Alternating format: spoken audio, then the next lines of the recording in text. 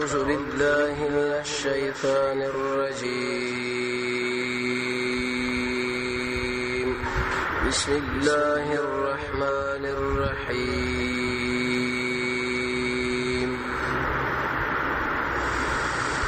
او درشم عمریت د سورې شورا زموږ اساس درس د نبی کریم علیه الصلاه والسلام د سیرت دیجه پر رسول الله صلی الله علیه وسلم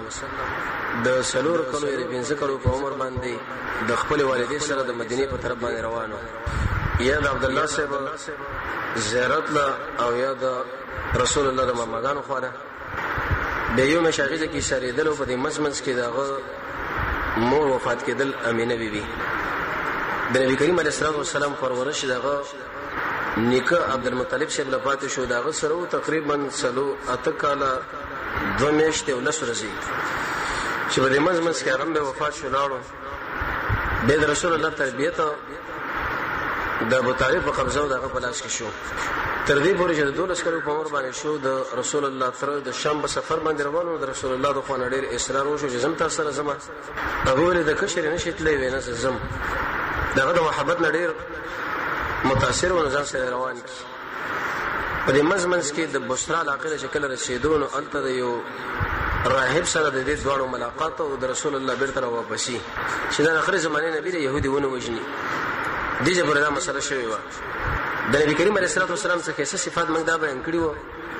چې کله به د ابو طالب د زامنو سره کېنه سو بډوړې باندې نو هغه به ماړم شو او ډوړې به اضافه پاتم شو او الله نبی به چې کله سره نو دغه به بیکار نه کېدو او وګي هم پاتې شو د نبی کریم علیه الصلاه والسلام به کله سره وچته دونو د سترګې به تورې وي او سر به ورته غواړو قناعت ولا انسانو که چا بچی شي ورکه خړلو به کې شي ورنګ نو په ورځ شپه شپه بنارو پنار باندې د نبی کریم علیه الصلاه والسلام یو خاصه صفت چې نن درس کې شروع کیږي الصدق محمد رسول الله په ټول عمر کې چې دروغ نه ویلي رښتینی انسان تر دې پر ورویت کې د امر غلی چې مؤمن انسان به بخل وکي میدان د جنگ به پری دی خو دروغ نه وایي چې کله انسان دروغ شروع کی وي دا سړی په خپل امام باندې ویریږي او قران کې رب العالمین د منافقانو په صفت کې دا خبره ذکر کړې ده به ما کانوا یکذبون منافقان انسانان عقدی شی به همیشه دروغ وایي حدیث کې راځي رسول الله فرمایي ان الصدق يهدي الى البر وان البر يهدي الى الجنه څوک چې رښتیا وایي دا به د نیکی په طرف روانيږي او څوک چې د نیکی په طرف روان شي دا به جنت درسيږي یعنی رسول الله مقصد به حدیث کې دا چې همیشه رښتیا وایي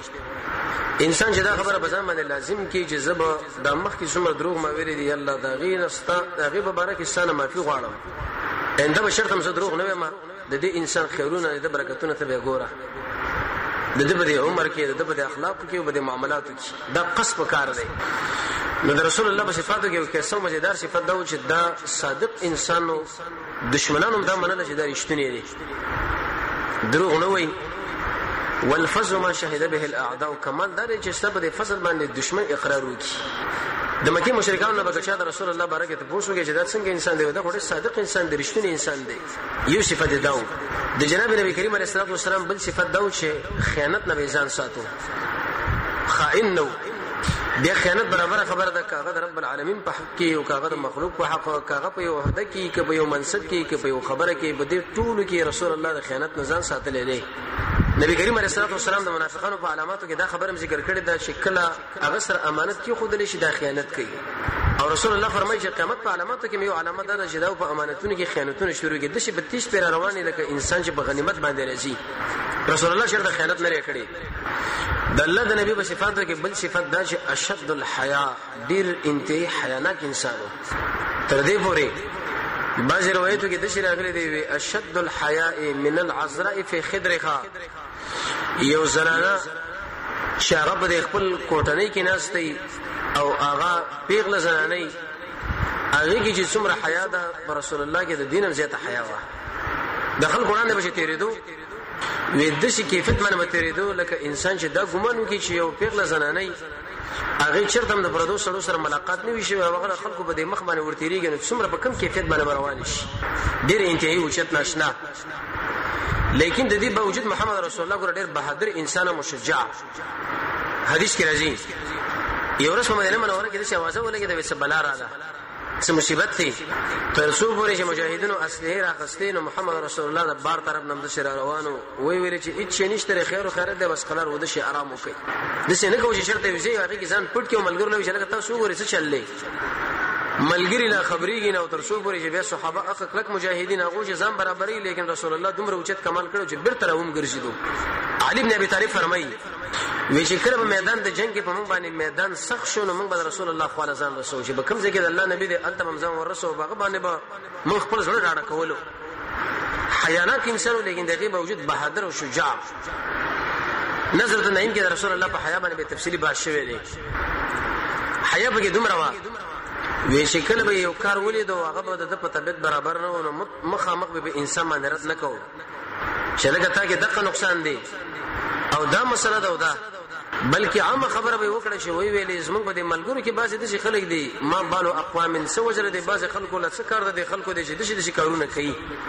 هر سړي به ځانو پیژني چې لکه زې مو دا کار مې کړی سبب دا کار نه کوم دومره وشته انسان حیا به څه ویلې شي امام راغب رحم الله لیکلي دي وانقباض النفس عن القبائح شرعا عرفا عقلا خپل ځان د دې بدو شینو نه ساتل کاغه عقلی بدوی کاغه شرعي بدوی کاغه رواجی بدوی ابن حجر اسقلانی فرمایي چې اخلاق په انسان کې پیدا کېدل چې د بدوی نه ځان وساتي او نیکي لر وړاندې شي د خلکو په حقوقو کې تقصیر تی ونیش شیخ جنید لیکلی دی رحمه الله وی انسان د رب العالمین په دې انعاماتو کې سوچو کې او به په خپل ګناهونو باندې سوچو کې د دین چې کوم کیفیت انسان لره عارف شي د حیا ده چې موږ څه کوو الله رب العالمین ته موږ سره څه کوي موږ سلیریش غنټه اسلام مخالفت نه ملا تړلې او ته موږ باندې د قیامت کې یو بیره دانه مشروع کړي دی او د نعمتونو او دا حیا په انسان کې کله راځي یو دا چې انسان په خپل ګناهونو کې سوچو کې دیم د خپل عمل په دې تقصیرات او نقصانونو کې سوچو کې او دریم د رب العالمین انعاماتو کې سوچو کې څلورم هغه آیاتونه او احادیث وګوري چې پای کې د حیا فضیلت ذکر شوی دی او پنځم چې کله عمل سره د الله د پاره کوي حدیث کې رسول الله فرمایي چې کله حیا د ایمان شعبه ده کله وایي چې حیا ټول خیر دی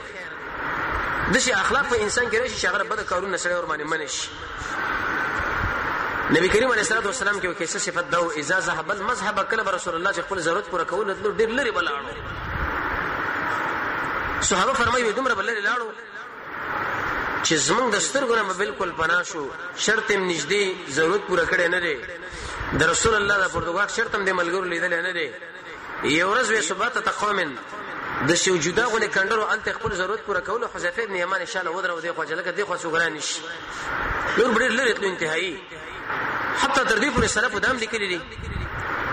وی چې کوم انسان او د سماته وکي او به د خپل پرتګال پلاس کې رانیولې او د سر رواني وي د دې انسان شهادت او گواهی نه قبلي مردود شهادت ته د مروت نه خلاف کار وکي چې د باغې خپل ضرورت پوره کوي به پرتګال په لاس کې نیولې د بده خور روان دي د محمد رسول الله پرتګال شرط هم شاهد لري نه د سره بچا نه لیدل دومره حیانا کو دومره شت خلق حدیث بخاری کې راځي رسول الله فرمایي عليه الصلاه والسلام وې د ټول انبيانو دا خبره فاتې ده چې انسان کله حیا پری دي څه کوي به هغه دي کوي